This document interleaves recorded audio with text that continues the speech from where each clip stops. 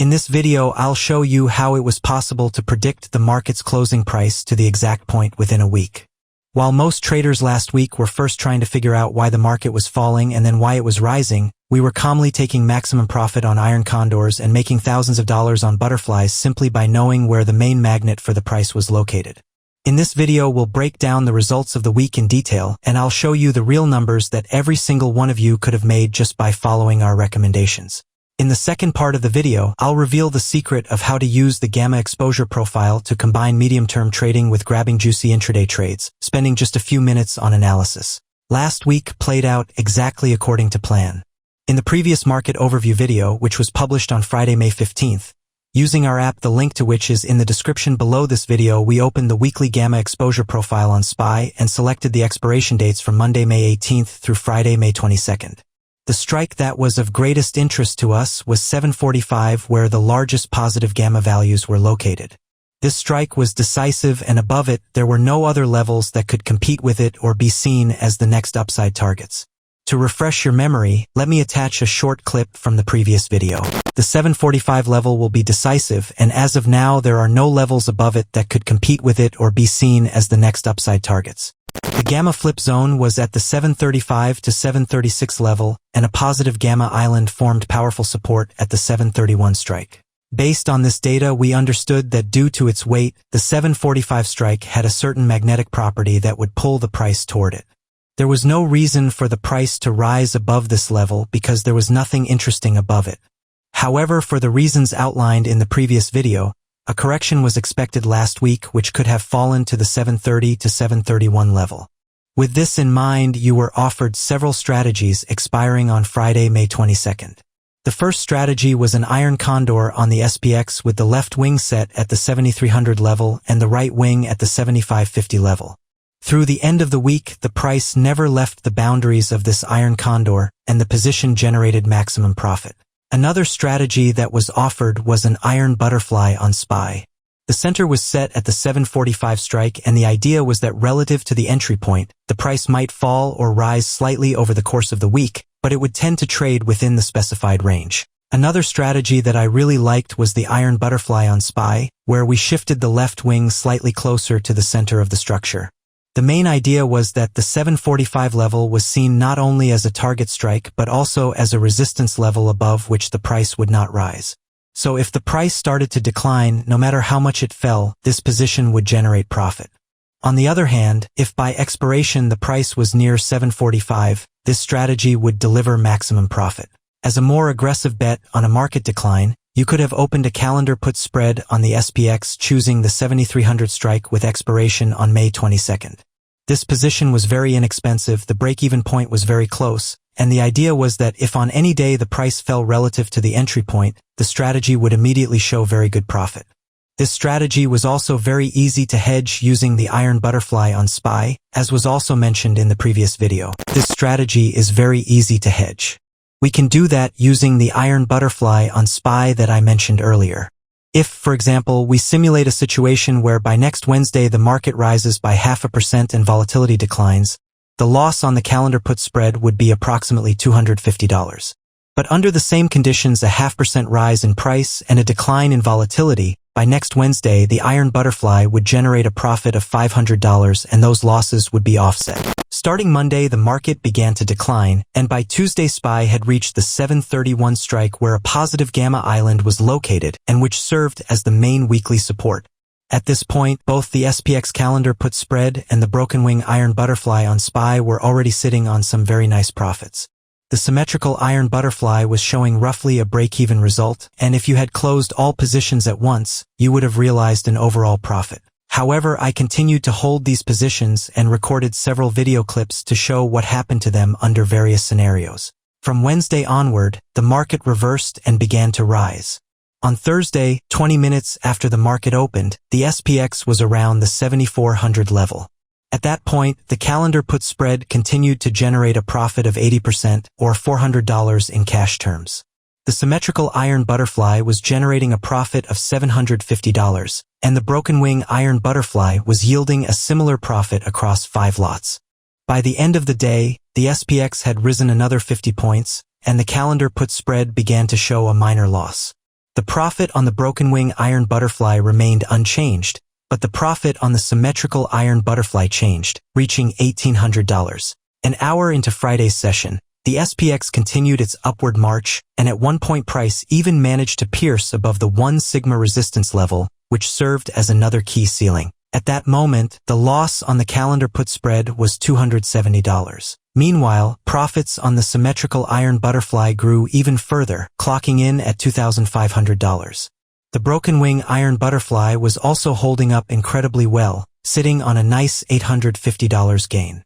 10 minutes before the end of the trading day, the SPX had returned to the 1 sigma level.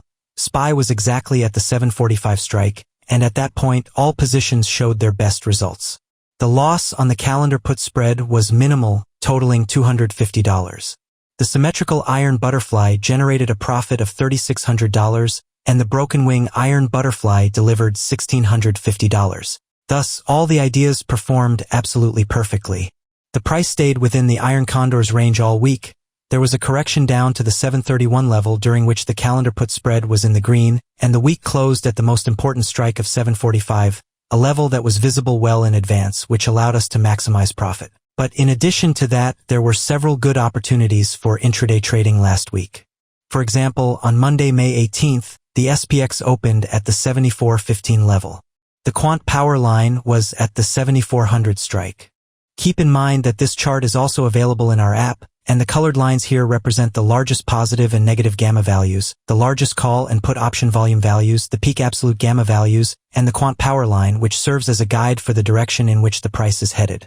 You can learn more about how this works in previous videos. So, 15 minutes after the market opened, the price reached the Quant power line, and from there an upward bounce began toward the strike with the highest call option volume. Of course, volume levels changed throughout the day, but at that moment, this level acted as resistance, and the price began to decline.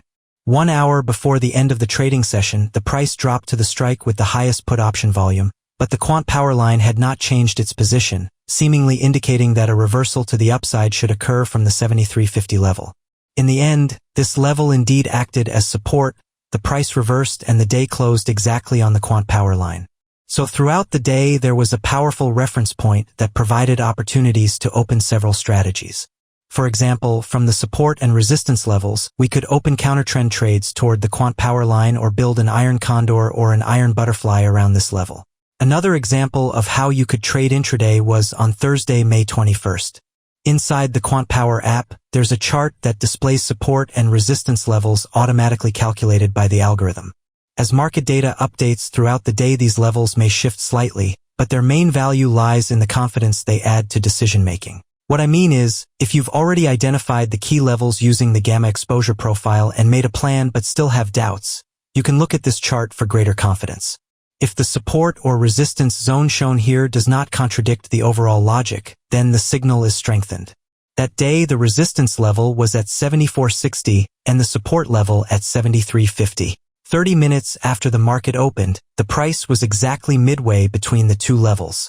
In this situation, you could either open a 0 days to expiration iron condor or wait for the price to approach one of these levels and then open a countertrend trade from there.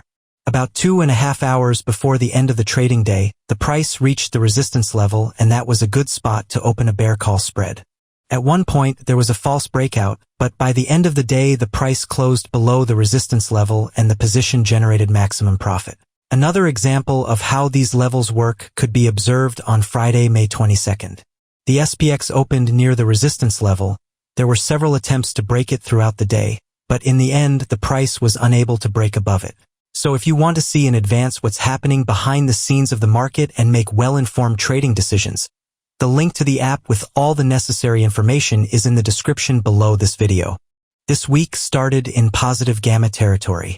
The nearest resistance is at 755.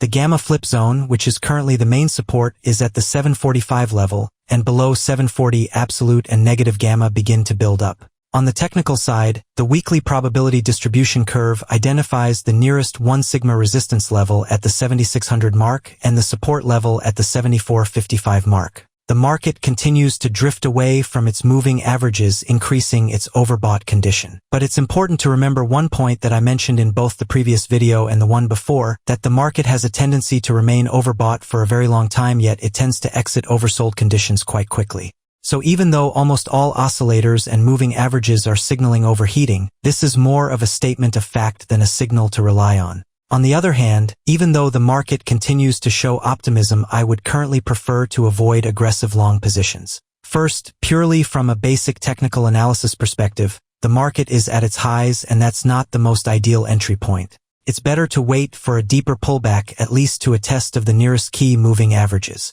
Second, even though I said that this week started in positive gamma territory and everything looks stable for now, the nearest resistance level is close to the current price, and above it there is no target that could be seen as an upside reference point. What I mean is that last week there was the king level at 745, which pulled the price toward it no matter where the price was relative to it. This week, there is nothing like that in positive gamma territory. Yes, there is the 755 level, and a bit above that there is another symbolic resistance level, but they are not magnets that should pull the price toward them. In the current situation, I would prefer to view resistance levels as exactly that, resistance levels, rather than as targets toward which the price might continue its upward move. The nearest and main support is the gamma flip, and this level currently separates bullish and bearish territory. As for trades that can be put on right now, it makes more sense to bet on range-bound trading with the potential to profit when a correction occurs.